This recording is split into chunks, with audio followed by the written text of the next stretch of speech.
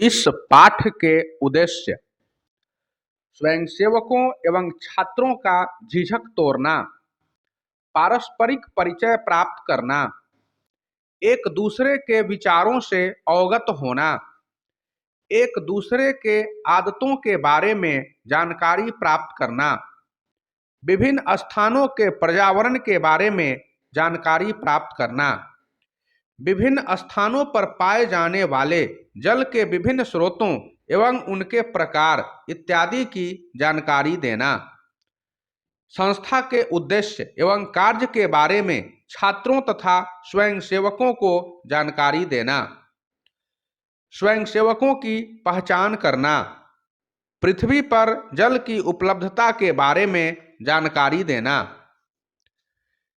इस पाठ के अध्ययन के पश्चात आप निम्नलिखित सीखने में सक्षम हो जाएंगे। संस्था क्या होती है? संस्था कैसे अपना कार्य करती है? संस्था के कार्यक्रम, उद्देश्य तथा कार्यकारी तरीकों को जान पाएंगे। समूह में कार्य करना सीखेंगे तथा नेतृत्व क्षमता विकसित कर सकेंगे। जल के बारे में जानकारी प्राप्त कर सकेंगे। संस्था के अंगों एवं योजनाओं की जानकारी ले पाएंगे। जल के विभिन्न प्रकार एवं रूपों को जान पाएंगे। जल के विभिन्न अवस्थाओं की पहचान कर पाएंगे। पृथ्वी पर जल की उपलब्धता के बारे में जान पाएंगे। चुनौतियां: वित्त की समस्या, कुछ स्वयंसेवकों द्वारा रुचि न लेना, अपना लक्ष्य दूसरों के भरोसे छोड़ना, आलस्य, असामाजिक तत्वों द्वारा परेशान किया जाना, गंदगी फैलाने वालों से दुश्मनी मोल लेना। चुनौतियां: भारत अनेकताओं का देश है, विविधताओं का देश है। यहाँ की प्राकृतिक बनावट अलग अलग है। उत्तरी भाग पहाड़ी क्षेत्र है तो उत्तर पश्चिम में सूखा मरुस्थल, दक्षिण का क्षेत्र पठारी है तो पूर्वी घाट और पश्चिमी घाट समुद्र तटीय मैदान हैं। मध्य भाग में घने जंगल पाए जाते हैं। सभी स्थानों पर जल के अलग अलग स्रोत प्राप्त होते हैं, परंतु प्रशिक्षु अभ्यर्थी जो किसी खास क्षेत्र से आए होते हैं उन्हें अन्य क्षेत्रों के बारे में अच्छी जानकारी नहीं होती है। उन्हें प्रशिक्षण के माध्यम से अलग अलग क्षेत्रों की जानकारी से अवगत कराते हुए उन्हें आत्मसात कराना ही सबसे बड़ी चुनौती है। गतिविधि 1: आसपास में उपलब्ध जल के विभिन्न स्रोत जैसे पंप सेट, कुआं, बोरिंग, नदियां, नहरें तथा विद्यालयों में बनाए गए रेन वाटर हार्वेस्टिंग पद्धति, जोहर इत्यादि को दिखाते हुए तथा संस्था द्वारा विकसित किए गए नए नए मॉडलों के द्वारा उन्हें देश के अलग अलग भागों में पाए जाने वाले जल स्रोतों एवं जल के प्रकार इत्यादि से अवगत कराया जा सकता है। गतिविधि 2: आसपास में उपलब्ध जल के विभिन्न स्रोत जैसे पंप सेट, कुआं, बोरिंग, नदियां, नहरें इत्यादि के बारे में भी उन्हें जानकारी दी जा सकती है। प्रथम दिवस जल संरक्षण। आज प्रशिक्षण सत्र का पहला दिन है और आप बिहार के कोने कोने से जल संरक्षण के इस प्रशिक्षण समारोह में प्रशिक्षण लेने हेतु उपस्थित हैं। यदि आप लोग तन्मयता, मनोभाव एवं सीखने के प्रति अभिरुचि बनाए रखेंगे तो जल्दी ही सब कुछ सीख जाइएगा। आप लोगों ने सबसे पहले अपना अपना निबंधन कराकर पूरे मनोयोग से प्रशिक्षण लेने का संकल्प लिया है ताकि अपने अपने गांव में वापस जाने के बाद गांवों को साफ सुथरा रखने में अपना अपना बहुमूल्य योगदान दे सकें। आपने आज एक दूसरे के साथ अपना अपना परिचय भी साझा किया है। प्रशिक्षण कार्यक्रम की समाप्ति तक कुछ लोग एक दूसरे के अच्छे मित्र भी बन चुके होंगे। एक अच्छा मित्र जीवन में सफल औषधि का कार्य करता है। मुझे आशा एवं उम्मीद है कि आप सब लोग एक साथ मिलकर हमारे देश को, हमारे राज्य को और अपने गांव को जल संरक्षण के क्षेत्र में अपना बहुमूल्य सहयोग प्रदान करेंगे। संस्था द्वारा जो यह प्रशिक्षण कार्यक्रम चलाया जा रहा है, इस कार्यक्रम के द्वारा मुख्य रूप से हम अपना स्वयंसेवक तैयार करने के लिए आप सभी को प्रशिक्षण दे रहे हैं। प्रशिक्षुओं के साथ संस्था का लक्ष्य एवं उद्देश्य, इसमें हमें सरकार से कोई लेना देना नहीं है। इस कार्य के लिए सरकार से हमें किसी भी तरह का न तो अनुदान प्राप्त हुआ है और न ही किसी प्रकार का सहयोग प्राप्त हुआ है, किंतु हम सबों का कर्तव्य बनता है कि हम लोग अपने गांव, अपने राज्य और अपने देश के लिए अपना सब कुछ समर्पित कर दें। इसी दिशा में हमारे द्वारा चलाया जा रहा यह कार्यक्रम भविष्य में मील का पत्थर साबित होगा। ट्रेनिंग का यह मकसद, साथ ही मैं आप सबों को एक बात और बता देना चाहता हूं कि इस ट्रेनिंग का यह मकसद नहीं है कि आपको नौकरी मिल ही जाए। हमारा उद्देश्य यह है कि आप हमारे यहाँ से प्रशिक्षित होकर जब अपने घर जाएं तो अपने गांव में जल के संरक्षण में पूरी तरह से अपने पंचायत का, अपने गांव के लोगों का और सरकार का भरपूर सहयोग करें। इसमें लाभ की इच्छा मत रखिए। हो सकता है कि भविष्य में आपको लाभ मिल भी जाए या इस क्षेत्र में आपको नौकरी भी मिल जाए, लेकिन अंदर से यह सोचकर नहीं चलना है कि इसमें हमें लाभ मिल ही जाएगा। प्रशिक्षण का मूल उद्देश्य, आप लोगों में से कुछ लोग यह सोचकर यहाँ प्रशिक्षण ले रहे होंगे कि हमें प्रशिक्षण लेने के बाद प्रमाण पत्र मिल जाएगा और हम इसका उपयोग कहीं न कहीं किसी नौकरी में कर लेंगे। तो यह बात अपने मन से निकाल दीजिए, क्योंकि प्रशिक्षण का उद्देश्य प्रमाण पत्र पाना नहीं होता है। प्रशिक्षण का मूल उद्देश्य होता है ज्ञान पाना, आपके अपने जीवन स्तर में सुधार लाना, अपने कार्य शैली में सुधार लाना, अपने कार्य क्षमता को बढ़ाना और सही समय पर सही निर्णय लेना। हम इसके लिए प्रशिक्षण लेते हैं अथवा देते हैं। हम चाहते हैं कि हमारे रक्त का एक एक कतरा इस देश की सेवा में समर्पित हो, और यह तभी हो सकता है जब हम प्रशिक्षित होंगे, एक कुशल कार्यकर्ता बनेंगे, संस्था के उद्देश्यों के प्रति हम वफादार होंगे, संस्था के कार्यों को पूरे मनोयोग से करेंगे। प्रशिक्षुओं से संस्था की उम्मीदें, संस्था के पास अपना कोई फंड नहीं होता, संस्था आय स्रोत भी नहीं होता है। कोई भी गैर सरकारी संस्था लोगों के दान, अनुदान, चंदा इत्यादि से ही चलाई जाती है। इसलिए संस्था के पास अपने आय का कोई स्रोत, अस्थायी स्रोत नहीं है। अतः आप भी संस्था से किसी प्रकार के आय की आशा नहीं करेंगे। आपको अवैतनिक रूप से समय समय पर संस्था के कार्यों में सहयोग देना होगा। जहां कहीं भी आपके क्षेत्र में संस्था के कार्यक्रम होंगे, आपको उसमें तन, मन, धन एवं पूरे मनोयोग से समर्पित होकर संस्था को सहयोग करना होगा। संस्था अपने लाभ के लिए कुछ भी नहीं करती है, बल्कि वह आपके गांव में यदि कोई कार्यक्रम करती है तो इससे आपके गांव के लोगों को ही लाभ होता है। जब गांव के लोगों को लाभ होगा, गांव के लोगों का विकास होगा, तो फिर हमारे राज्य और हमारे राष्ट्र का भी विकास होगा, जिससे हम सबका विकास संभव है। जब देश का एक एक नागरिक खुश रहेगा तो हम सब खुश रहेंगे। इसलिए आप लोगों से एक बार मैं फिर से आग्रह करूंगा कि आप लोग किसी भी प्रकार के लाभ के उद्देश्य से प्रशिक्षण न लें। आप लोग बिल्कुल बिना लाभ की आशा किए प्रशिक्षण लीजिए। इसमें आपको सहयोग राशि भी देनी पड़ रही है। यह संस्था के लिए सहयोग राशि है।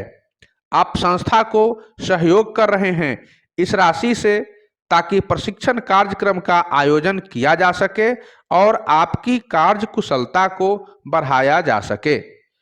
जब आप प्रशिक्षण लेकर अपने अपने गांव जाएंगे, अपने अपने घर जाएंगे, तो अपने अपने ग्रामीणों के जीवन स्तर में सुधार लाने का प्रयास जरूर कीजिएगा। प्रशिक्षण सत्र का यह पहला, इसलिए सबसे पहले हम विशेष रूप से आप सबों को इन खास बातों को बता रहे हैं जिसे आप अपने जीवन में उतारने का संकल्प जरूर कर लें।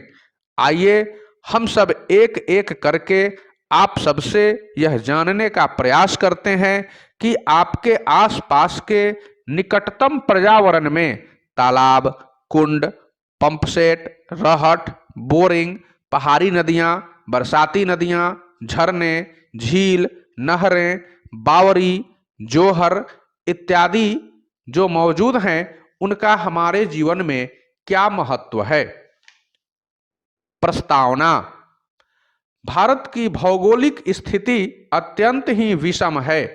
पहाड़ी भागों में नदियां, हिमनद तथा ग्लेशियरों से निकलकर झरना के रूप में बहती हुई नदियां मैदानी भागों में उतरती हैं। जहां नदियों के किनारे विकसित एवं विकासशील सभ्यताएं नगरों द्वारा अपना संपूर्ण अपशिष्ट पदार्थ नालों नालियों के माध्यम से उन नदियों में प्रवाहित करते हुए जल को प्रदूषित करने का काम किया जाता है। ऐसा जल पीने के योग्य नहीं रह जाता है। चूंकि जानवरों में जीवाणुओं से लड़ने की क्षमता मनुष्य से अधिक होती है, अतः केवल जानवर ही इस दूषित जल का इस्तेमाल कर सकते हैं। अधिक प्रदूषण की अवस्था में इस प्रकार के नदियों का जल पीने के पश्चात जानवर भी बीमार पड़ जाते हैं और उनकी मृत्यु भी हो जा सकती है। देश की बेतहाशा बढ़ती हुई जनसंख्या के कारण आज भारत की आबादी चीन को पार करते हुए दुनिया की नंबर 1 आबादी बन चुकी है। इतनी बड़ी आबादी और भूभाग चीन का मात्र 13वां भाग। इतने छोटे से भूभाग में उपलब्ध भूमिगत जल से ही भारत में रहने वाले लोगों का जीवन बसर हो रहा है। आज पूरी दुनिया में लगभग 2 अरब लोग, जो पूरी दुनिया का लगभग 1/4 भाग हैं, दूषित पानी पीने को मजबूर हैं, क्योंकि वहां शुद्ध पानी उपलब्ध नहीं है। मनुष्य लगातार अपनी विभिन्न आवश्यकताओं की पूर्ति हेतु एक तरफ भूमिगत जल का बिना प्रबंधन किए अंधाधुंध दोहन कर उसे बर्बाद कर रहा है, तो दूसरी तरफ पारंपरिक जल स्रोत जैसे नदियां, झरना, तालाब इत्यादि में अपशिष्ट पदार्थों को फेंककर एवं धार्मिक अनुष्ठानों की समाप्ति के पश्चात नदियों में, तालाबों में पूजन सामग्री विसर्जित करके उन्हें दूषित और अनुपयोगी बनाने का लगातार कार्य किया जा रहा है, जिससे यह नदियां उपयोग के लायक नहीं रह गई हैं। इसका ताजा उदाहरण सीतामढ़ी का मनुष्यमारा नदी है। तीसरी तरफ वह छोटे छोटे जल स्रोतों को भी अतिक्रमण करके उसे नष्ट करते जा रहा है। जल स्रोतों को किनारे घर बनाकर मनुष्य उन जल स्रोतों की उपयोगिता को ही समाप्त कर दे रहा है। जल ही जीवन है। जल के बिना जीवन संभव नहीं है।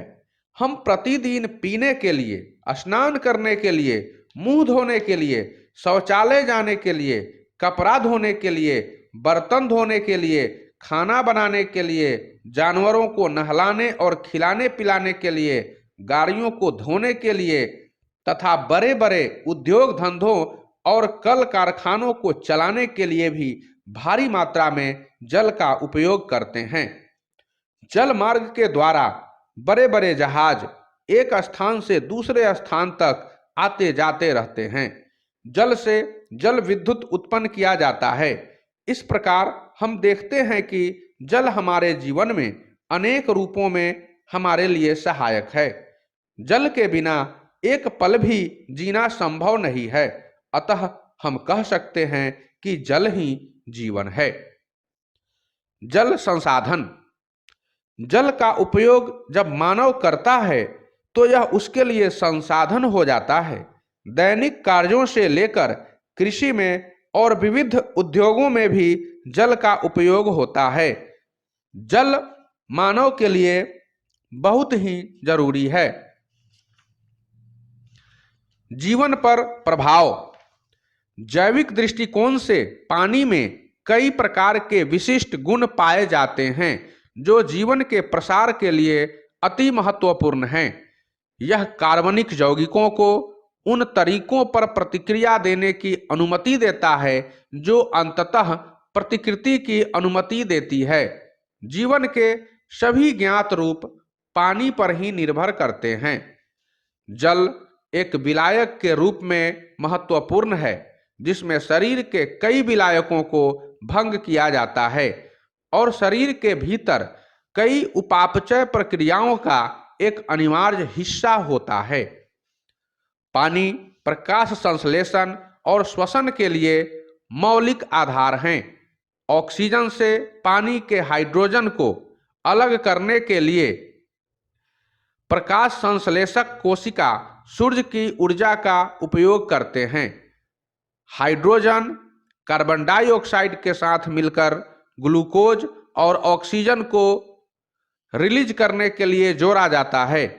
सभी जीवित कोशिकाओं ने इस तरह के ईंधन का उपयोग किया और सूर्य की ऊर्जा को प्राप्त करने के लिए हाइड्रोजन और कार्बन को ऑक्सीकरण प्रक्रिया में पानी और कार्बन डाइऑक्साइड का उपयोग किया। जल के भौतिक एवं रासायनिक गुण।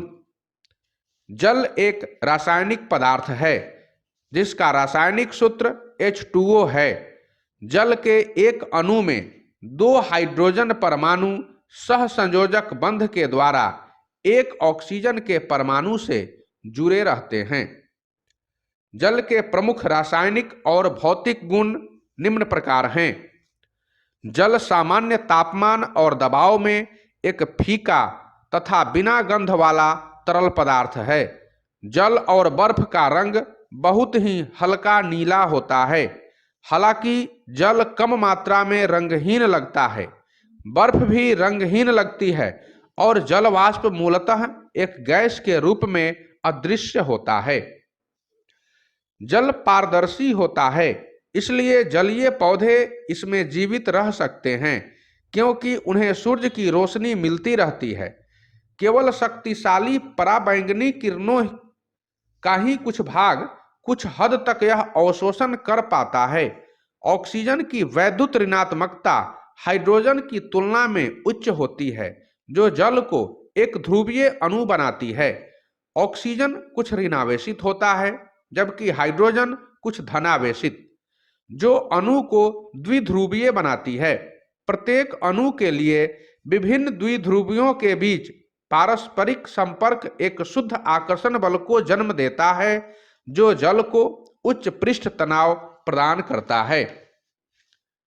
एक अन्य महत्वपूर्ण बल जिसके कारण जल के अणु एक दूसरे से चिपक जाते हैं उन्हें हाइड्रोजन बंध कहा जाता है। जल का क्वथनांक सीधे बैरोमीटर का दबाव से संबंधित होता है। उदाहरण के लिए एवरेस्ट पर्वत के शीर्ष पर जल 68 डिग्री सेल्सियस पर उबल जाता है जबकि समुद्र तल पर यह 100 डिग्री सेल्सियस पर उबलता है। इसके विपरीत गहरे समुद्र में भू उष्मीय छिद्रों के निकट जल का तापमान सैकड़ों डिग्री तक पहुंच सकता है और इसके बावजूद भी यह द्रव अवस्था में रहता है। जल का उच्च पृष्ठ तनाव जल के अणुओं के बीच कमजोर अंतःक्रियाओं के कारण होता है क्योंकि यह एक ध्रुवीय अणु है। पृष्ठ तनाव द्वारा उत्पन्न यह आभासी प्रत्यास्थता कोशिका तरंगों को चलाती है।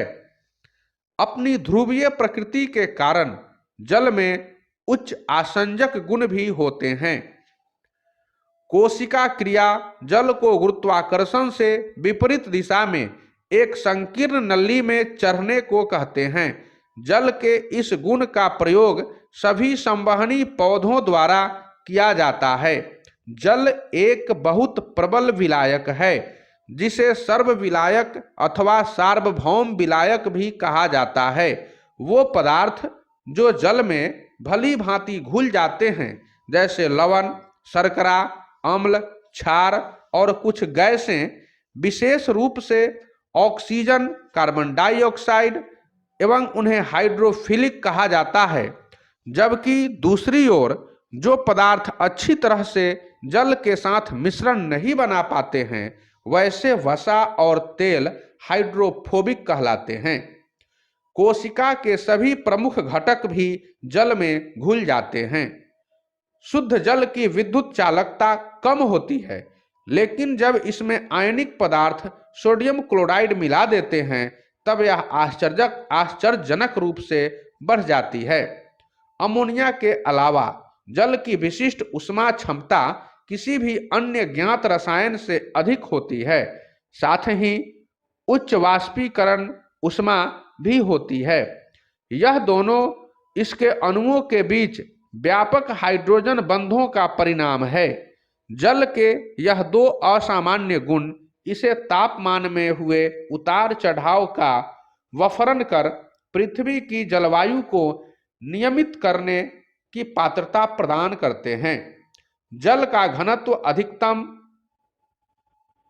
3.98 डिग्री सेल्सियस पर होता है, जिसे हम 4 डिग्री सेल्सियस भी कहते हैं। जमने पर जल का घनत्व कम हो जाता है और इसका आयतन 9% बढ़ जाता है। यह गुण एक असामान्य घटना को जन्म देता है, जिसके कारण बर्फ जल के ऊपर तैरती है और जल में रहने वाले जीव आंशिक रूप से जमे हुए तालाब के अंदर रह सकते हैं, क्योंकि तालाब के तल पर जल का तापमान 4 डिग्री सेल्सियस के आसपास होता है। जल के संघटन।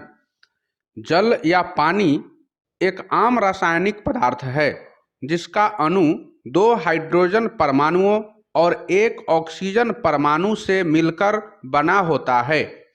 यह सारे प्राणियों के जीवन का आधार है। आमतौर पर जल शब्द का प्रयोग द्रव अवस्था के लिए उपयोग में लाया जाता है, पर यह ठोस अवस्था और गैसीय अवस्था में भी पाया जाता है। पानी अथवा जल आत्मीय सतहों पर तरल क्रिस्टल के रूप में भी पाया जाता है। पृथ्वी का लगभग 71% सतह जल से आच्छादित है, जो अधिकतर महासागरों और अन्य बड़े जल निकायों का हिस्सा होता है। इसके अतिरिक्त 1.6% भूमिगत जल, एक्वीफायर और 0.001% जल वाष्प और बादल के रूप में पाया जाता है। खारे जल महासागरों में पृथ्वी का कुल 97% भाग में पाया जाता है।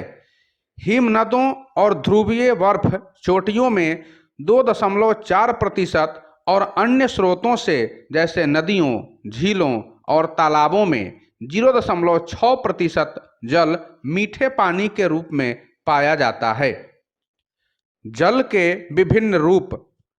पृथ्वी पर जल की एक बहुत छोटी मात्रा पानी की टंकियों, जैविक निकायों, विनिर्मित उत्पादों के भीतर और खाद्य भंडारों में निहित है।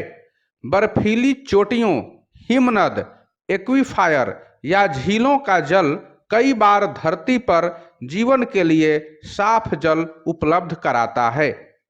जल लगातार एक चक्र के रूप में घूमता रहता है, जिसे जल चक्र कहते हैं। इसमें वाष्पीकरण या ट्रांसपीरेशन, वर्षा और बहकर सागर में पहुंचना शामिल है। वर्ष हवा जलवाष्प को स्थल के ऊपर उसी दर से उड़ाकर ले जाती है जिस गति से यह बहकर सागरों में पहुंचता है। लगभग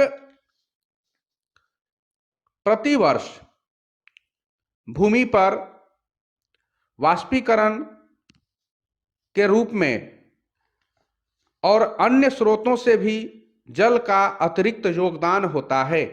साफ और ताज़ा पेयजल मानवीय और अन्य जीवन के लिए आवश्यक है, लेकिन दुनिया के कई भागों में, खासकर विकासशील देशों में भयंकर जल संकट है और अनुमान है कि 2025 तक विश्व की आधी जनसंख्या इस जल संकट से रूबरू हो जाएगी। विश्व अर्थव्यवस्था में एक महत्वपूर्ण भूमिका। जल विश्व अर्थव्यवस्था में एक महत्वपूर्ण भूमिका निभाता है क्योंकि यह रासायनिक पदार्थों की एक विस्तृत श्रृंखला के लिए विलायक के रूप में कार्य करता है और औद्योगिक प्रशीतन और परिवहन को सुगम बनाता है। मीठे जल की लगभग 70% मात्रा की खपत कृषि कार्यों में होती है। जल उन पदार्थों में से है जो पृथ्वी पर प्राकृतिक रूप से सभी अवस्थाओं में मिलते हैं। जल पृथ्वी पर कई अलग अलग रूपों में मिलता है। आसमान में जल वाष्प के रूप में और बादल के रूप में, समुद्र में समुद्री जल और कभी कभी हिमशैल, पहाड़ों में हिमनद और नदियां तथा तरल भूमि पर एक्वीफायर के रूप में। जल में कई पदार्थों को घोला जा सकता है जो इसे एक अलग स्वाद और गंध प्रदान करते हैं। वास्तव में मानव और अन्य जानवरों में समय के साथ एक दृष्टि विकसित हो गई है जिसके माध्यम से वो जल को पीने की योग्यता का मूल्यांकन करने में सक्षम होते हैं और वह बहुत नमकीन या सड़ा हुआ जल नहीं पीते हैं। मनुष्य ठंडे से गुनगुना जल पीना अधिक पसंद करते हैं। ठंडे जल में रोगाणुओं की मात्रा काफी कम होने की संभावना होती है। शुद्ध पानी स्वाद में फीका होता है, जबकि झरना का पानी या मिनरल वाटर का स्वाद इनमें मिले खनिज लवणों के कारण होता है। झरने के पानी या लवणित जल, जिसे हम लोग मिनरल वाटर कहते हैं, इसकी गुणवत्ता से अभिप्राय इसमें विषैले तत्वों, प्रदूषकों और रोगाणुओं की अनुपस्थिति से होता है। जल के प्रकार। जल निम्न प्रकार के होते हैं: भारी जल, कठोर जल, आशुत जल, शोधित जल, खनिज रहित जल, खनिज जल। जल के कुछ अन्य प्रकार भी होते हैं। पानी के अन्य प्रकारों में कौन सा पानी सेहत के लिए है फायदेमंद? आप भी उबला हुआ पानी पीते हैं तो संभल जाएं। पानी से हानिकारक बैक्टीरिया खत्म करने के फेर में सेहत देने वाले मिनरल्स भी नष्ट हो जाते हैं। इंसानी शरीर का लगभग 70% भाग पानी से बना हुआ है। इसमें से काफी कुछ पसीना और यूरिन के रूप में निकल जाता है। यही वजह है कि शरीर का हाइड्रेटेड रहना बेहद जरूरी माना जाता है। शरीर में पानी पर्याप्त मात्रा में रहने पर सेहत सही रहता है। हालांकि हर तरह का पानी सेहत के लिए फायदेमंद नहीं बल्कि खतरनाक हो सकता है। शोध के अनुसार पानी 7 प्रकार का होता है। इसके हर प्रकार के अपने अलग अलग फायदे और नुकसान हैं। Tap water. यह वो पानी है जो पाइपों के सहारे नलों से आता है। यह पीने के लायक हो भी सकता है और नहीं भी हो सकता है। भारत में यह ड्रिंकिंग वाटर की श्रेणी में नहीं आता है। यह टॉयलेट, किचन, सिंक की सफाई, नहाने धोने और पौधों को पानी देने के काम आता है। प्रतिष्ठित अंग्रेजी अखबार द गार्जियन में हाल ही में आए शोध से पता चलता है कि टैप वाटर एल्यूमिनियम और पेस्टिसाइड्स से भरा होता है, इसलिए इसे उबालकर या फिल्टर करके ही पीना चाहिए। Mineral water. ये पानी मिनरल्स से भरपूर होता है, यानी इसमें सल्फर, मैग्नीशियम और कैल्शियम पाया जाता है, जो सभी चीजें स्वास्थ्य के लिए फायदेमंद होती हैं। अलग अलग ब्रांड के मिनरल वाटर में खनिज की मात्रा भी अलग अलग होती है। इसी मात्रा के अनुसार पानी का स्वाद हल्का खारापन लिए होता है। मिनरल्स युक्त पानी सेहत के लिए काफी फायदेमंद है, लेकिन ये पानी हर कोई अफोर्ड नहीं कर सकता। सबके पहुंच के अंदर यह पानी नहीं हो सकता है। स्प्रिंग वाटर, यह एक ऐसा पानी है जो बोतल बंद होता है और यह क्लेम करता है कि यह ग्लेशियर का वाटर है। प्राकृतिक रूप से झरना का पानी सीधे जमीन पर गुजरकर आता है और अशुद्धियों से भरा होता है जब तक कि इसे साफ न कर लिया जाए। हालांकि वाटर ट्रीटमेंट के बाद यह पानी सबसे ज्यादा फायदेमंद माना जाता है। स्पार्कलिंग वाटर, ये सोडा जल या कार्बोनेटेड वाटर के नाम से भी जाना जाता है। अपने पसंदीदा रेस्तरां में जाकर आप कई बार इस सवाल से गुजरे होंगे कि रेगुलर पानी, मिनरल या स्पार्कलिंग पानी ये कार्बोनेशन की प्रक्रिया से गुजरता है और इसी वजह से सोडा वाटर की तरह दिखता है। किसी भी तरह का पानी इस श्रेणी में आ सकता है अगर उसमें कार्बन डाइऑक्साइड मिला दिया जाए। हालांकि स्पार्कलिंग वाटर में मिनरल्स होते हैं, लेकिन ये स्वास्थ्य के लिए किसी भी दृष्टिकोण से फायदेमंद नहीं होता है और महंगा भी होता है। प्यूरिफाइड वाटर, यह पानी अपने स्रोत से आने के बाद प्लांट में शुद्धिकरण की प्रक्रिया से गुजरता है। इससे पानी में मौजूद बैक्टीरिया, अशुद्धियां खत्म हो जाती हैं। इसे बाजार से भी खरीदा जा सकता है या फिर अपने घर पर ही वाटर प्यूरिफायर लगाकर यह पानी प्राप्त किया जा सकता है। वेल वाटर, इसे कुआं का जल भी कहते हैं। यह सबसे गंदा जल माना जाता है। यह न तो साफ होता है और न ही सेहत के लिए फायदेमंद। बारिश के मौसम में पानी मिट्टी से होते हुए भूमिगत हो जाता है। ग्रामीण इलाकों में कुआं खुदवाकर यही पानी पीने के काम में आता है। ये ग्राउंड वाटर होने की वजह से तमाम अशुद्धियों से भरा होता है। इसे पीने से पहले प्यूरिफिकेशन की प्रक्रिया से जरूर गुजारा जाना चाहिए। डिस्टिल्ड वाटर, डिस्टिल्ड वाटर यह पानी रिवर्स ऑस्मोसिस और डिस्टिलेशन की प्रक्रिया से गुजारा जाता है ताकि इसकी अशुद्धियां खत्म हो जाएं। हालांकि इस कोशिश में पानी में मौजूद नेचुरल खनिज भी नष्ट हो जाते हैं। इसे पीने से शरीर में खनिज की कमी हो जाती है। पानी साफ करने का कोई दूसरा विकल्प न होने पर घर पर उबाल कर पिया जा रहा पानी इस श्रेणी में आता है। पानी की इन 7 श्रेणियों के अलावा भी कई दूसरे प्रकार हैं। इनमें फ्लेवर या इंफ्यूज किया हुआ पानी, एल्कलाइन वाटर मुख्य रूप से आते हैं। फ्लेवर वाले पानी में मिठास मिलाई जाती है जो कि सेहत के लिए खराब है। दूसरे प्रकार में पीएच लेवल ज्यादा होता है जो कि एंजिंग की प्रक्रिया को धीमा करता है और कई बीमारियों से बचाव भी करता है। प्रकृति में जल की उपलब्धता, जल का सबसे बड़ा स्रोत महासागर है। संपूर्ण जल का 97% भाग महासागरों में पाया जाता है, जबकि 2.4% भाग बर्फ, हिमनद, ग्लेशियर, नदी, तालाब, झील, झरना, नहर, गड्ढा इत्यादि में पाया जाता है। जबकि 0.4% जल भूमिगत जल के रूप में पाया जाता है जो मृदु जल कहलाता है तथा इसका उपयोग मनुष्य पीने के रूप में, कपड़ा धोने के लिए, स्नान करने के लिए, गाड़ियों को धोने के लिए, घरों को साफ करने के लिए तथा विभिन्न उद्योग धंधों में करता है। सब जगह जल का वितरण एक समान नहीं है। पृथ्वी पर कहीं बड़े बड़े महासागर और बड़ी बड़ी नदियां हैं तो कहीं कहीं बड़े बड़े रेगिस्तान हैं। रेगिस्तान में जल का घोर अभाव है। वहाँ जल की उपलब्धता बहुत ही कम है।